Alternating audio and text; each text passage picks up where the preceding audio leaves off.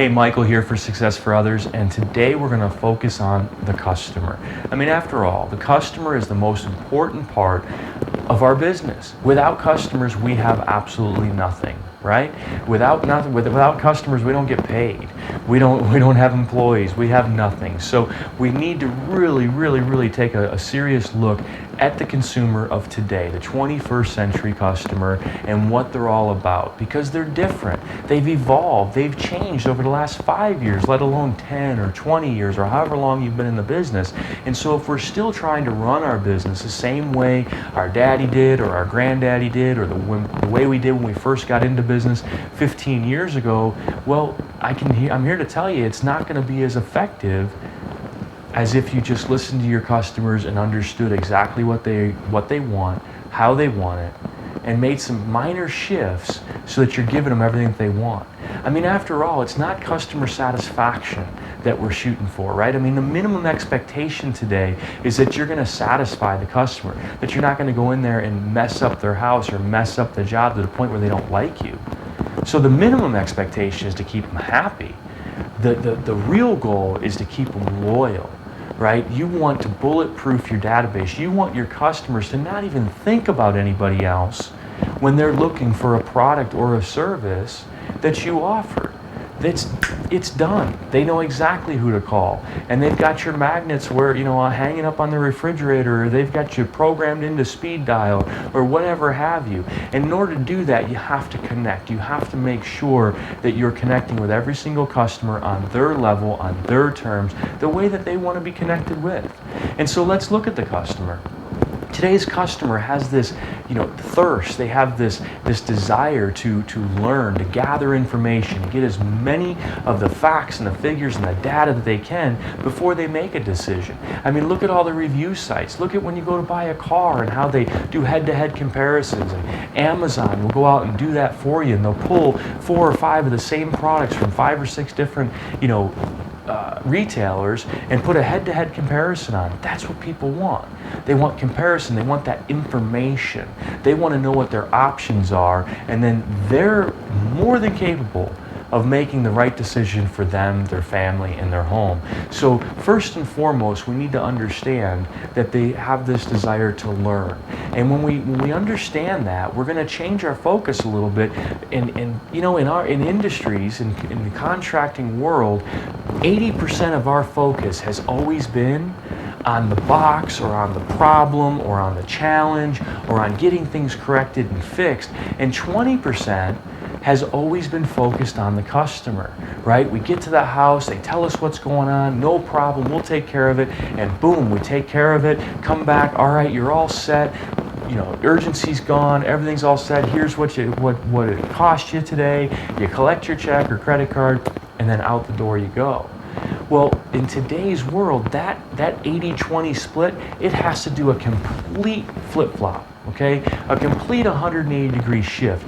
80% of your attention when you're with a customer, whether it be in their home or in their business, should be focused on communicating with that customer and focused on building that relationship and making sure that they're informed and they're educated and they know what's going on. 20% of the energies and effort related to that call should be on the box, or on the system, or on the repair, or on the maintenance, or on whatever it is that you're doing. Now, for a lot of service technicians or in-home guys, that may seem like that's impossible. How can I'm going for a maintenance. How do I take an 80% and put it on the customer, only 20% on the equipment? Well, understand, for you to diagnose a problem, for you to actually perform your tasks and your duties related to the equipment, that doesn't take all that much time.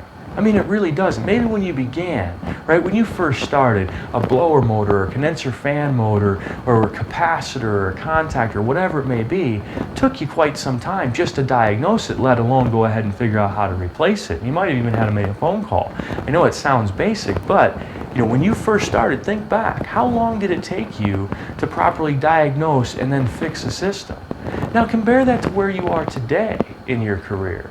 I mean, let's face it, we can diagnose a system in 5 minutes, maybe 10. I mean, we know it's an electrical problem. We may not have found the actual short yet if it's running across an attic, but in about 5 minutes, we know where we need to be focused, and probably what's wrong. And then at that point, it's just a matter of changing out that part or rewiring it or doing whatever we need to do to correct the situation and make it go away. So when I say that, understand that we need to be bringing the customer along with us each step of the way. And that's that 80% I'm talking about. You need to be telling your customers, hey, this is how today's gonna go. This is kind of what you can expect, right? I'm gonna start here, I'm gonna go there, then I'm gonna go here. This is why I'm going there. This is what I'm gonna do. This is what it means to you, the customer, which is all they care about, right? Put it in relations to the customer. Put it in their terms. You know, who cares that you're going to clean the coil? I mean, I know it's important, but the customer doesn't care when you say, oh, and I cleaned your condenser coil. What does that mean? Tell them what that means to them, how they're not going to overpay the utility company anymore, and how the system is going to be able to just purr like a kitten, and things that they can really understand and get their arms around. So we need to be communicating. You need to be telling them exactly what you're going to do, where you're going to be, why you're doing it, and what's in it for them. Why is it important to them? Why should they listen? Invite them to come along. Invite them to walk you through the house so that you can take a look at stuff. Keep the customer engaged any opportunity you can. Now I get it, you're going up into the attic or whatever have you, or up on top of the roof. They may not want to go up there with you. And that's completely understandable. But that doesn't mean when you pop out that you don't continue that communication, and you can do so with digital pictures, you can do so with videos, you can show them what's going on. You can have them pop their head in the attic with a good flashlight and take a look and see what's going on. But really we need to shift our focus, first and foremost, from the box, from the service, from the product, and really put that focus as much as we can on the customer. When we do that, we create a much, much better relationship. The customers trust us, they like us, they're willing to pay prices that they may have balked at before, because you have that relationship and you've solidified that loyalty, which is what we all want. That's really what we're shooting for, is customer loyalty here. The other thing that we need to do when we talk about today's customer is, yes, they want all this information, they want to be involved, they want to be educated, but they also want it to be easy. They don't want it to be a pain in the butt to do business with you, right? And a lot of companies out there, I mean, if you really step back and put yourself in the customer's position, we have these barriers. We have these I don't know what else to call them other than barriers to do business with us. You know, financing. You know, you take Visa and MasterCard, but you don't take Discover and American Express. Well, why not? Seriously. Oh, it's 2%, 3% more to take an American Express or a Discover? So what? That's what the customer wants to use. I'm sorry, if I have an American Express card in my wallet, I would much rather put it on an American Express than I would on a Visa or on a MasterCard. So why aren't you making it easy for me? That's the card I want to use. Maybe I get airline points for that. Maybe I get hotel points for that. Maybe I get rental car points, whatever it may be, but I want those points, and on a large purchase, I should be able to do that. Don't put a hurdle up in front of me in the sale, right? Does that make sense?